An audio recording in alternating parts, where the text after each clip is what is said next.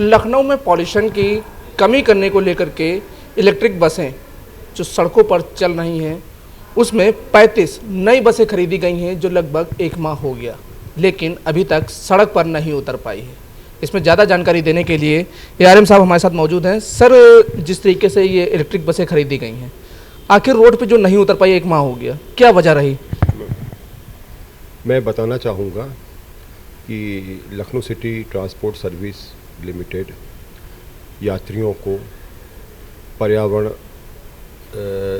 Eco friendly पर्यावरण में गाड़ियाँ जो हम लोग की हैं, जीरो पोल्यूशन पे गाड़ियाँ चलने के उसमें हैं। हम लोग दृढ़ संकल्पित हैं।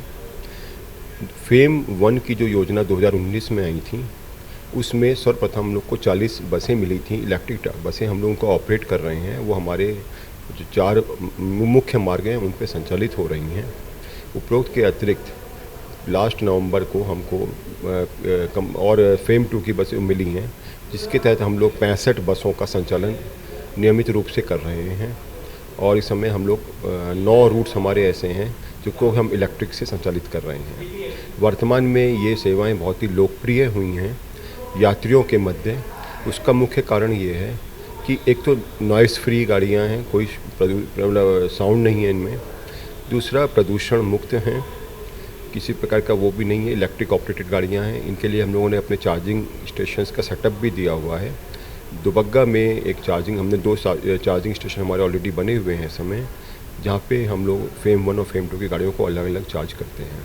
इसके अलावा चार चार्जिंग स्टेशन हम लोग के मुख्यतः राम बैंक, विराजखंड, राजाजीपुरम और P4, वहाँ पे भी हम लोगों ने चार्जिंग की व्यवस्था अपनी बनाई हुई है। और बसें रूट पे रहते हुए अपने उस टर्मिनल से पहुँच के गाड़ियाँ वहाँ चार्ज होती हैं और यात्री को अपना समय सीमा को मेंटेन करते हुए, फ्रीक्वेंसी को मेंटेन करते हुए संचालित हो रही हैं। इसी कड़ी में 35 बसों का और हम लोगों को मिली हैं, जिसकी कि एक विभागीय प्रक्रिया पूर्ण होकर हम लोगों ने निदेशालय, परिवहन निगम निदेशालय को अवगत करा दी, नगरीय निदेशालय को अवगत करा दिया था। उसमें जहाँ तक मेरी जानकारी में इन बसों का अति शीघ्र लोकार्पण की प्रक्रिया है। लोकार्पण के पश्चात ये यात्रियों को 35 बसें समर्पित की जाएंगी और हम लोग को ऐसे मुख्य मार्ग जहाँ पे यात्रियों की मांग है कि बस चलाई जाए, वहाँ पे हम निश्चित ही इन बसों को देंगे, जिससे कि यात्रियों को नगरीय परिवहन की सुविधा भी मिलेगी। और एक जो भी रूट्स ऐसे हैं जहाँ पे कि ऑटो, टेम्पो, टैक्सी का एक प्रकार से आतंक मचा हुआ है और जो इनकन्वीनियंस है, वो भी इसको फिर तक निजात मिलेगी इन चीज़ों से। बसें अभी खड़ी हैं, क्या इसके जो कंडक्टर ड्राइवर थे ये पूरे कंप्लीट हो चुके हैं? बस जो 35 बसें हम लोग के पास इस समय हैं, इनके चालक प्रचालक हम लोग के पास में इस समय हैं। लोकार्पण के पश्चात इन समस्त बसों को हम रूट ऑन कर लेंगे। थैंक यू सर बात करने के लिए। तो ये ARM साहब थे जिन्होंने जो बसें हैं इलेक्ट्रिक, उनके बारे में जानकारियाँ दी। अभी हम आपको तस्वीर भी दिखाएंगे जो बसें हैं, आखिर जो बस रूट जिनका निर्धारित हो जाएगा, उसके बाद वो सड़कों पर उतरेंगी।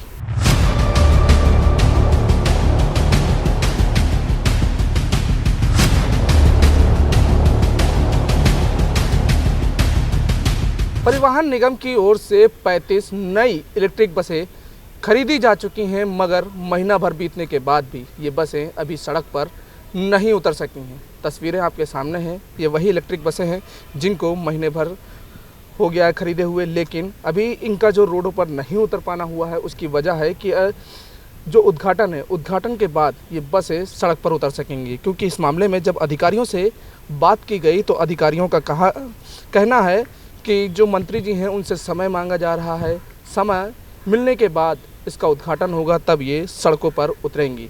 क्योंकि इनका रूट भी तय हो चुका है।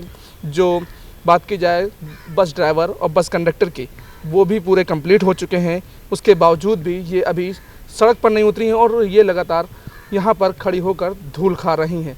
लेकिन अब बात की जाए बस की फैसिलिटी की, तो हम अपने कैमरामैन से कहेंगे कि वो बस के अंदर भी आए और जो बात की जाती है कि यात्रियों को असुविधा ना हो, किसी तरह की परेशानी ना हो, उसके लिए क्या कुछ इंतजाम किए गए हैं। क्योंकि कई आरोप भी लगते हैं।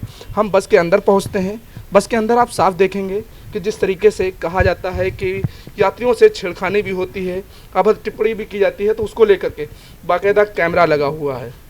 बस में ये कैमरा आपको दिख रहा होगा, ये बाहर की ओर पूरा आगे का देखता हुआ चलता है कि कैसे चल रहा है कैसे नहीं।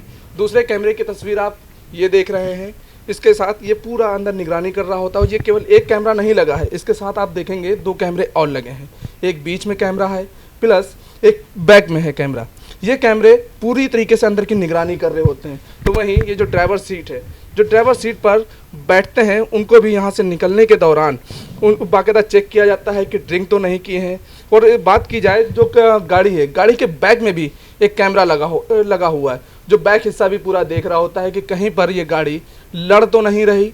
तो इसको लेकर के अब बात की जाए जो सफाई या फिर आगजनी की जो घटनाएं होती हैं उसको लेकर के भी यहाँ पर सुरक्षा व्यवस्था का इंतजाम किया गया, क्योंकि आप देख सकते होंगे यहाँ पर जो सिलेंडर है वो सिलेंडर भी रखा हुआ है कि अगर आग लगती है तो बुझाया जा सके।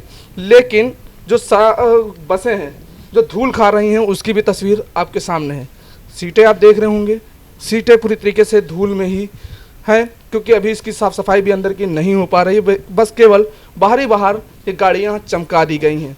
लेकिन अब देखना ये है कि जिस तरीके से ये बसें खरीदे हुए महीना भर हो गया है, इसका उद्घाटन कब होता है, कब पब्लिक इसका लुत्फ़ उठाएगी, क्योंकि जो बसें चल रही हैं या फिर जो टेम्पो हैं, अवैध टेम्पो स्टैंड जिसको सरकार के द्वारा हटाने की बात भी कही जा रही है, तो इन बसों के आने के बाद जो डग्गा मार वाहन है उन पर भी लगाम लगेगा, पॉल्यूशन भी काफ़ी कम होगा। वीडियो जर्नलिस्ट मिराज खान के साथ मोहम्मद कलीम, #भारत न्यूज़ लखनऊ।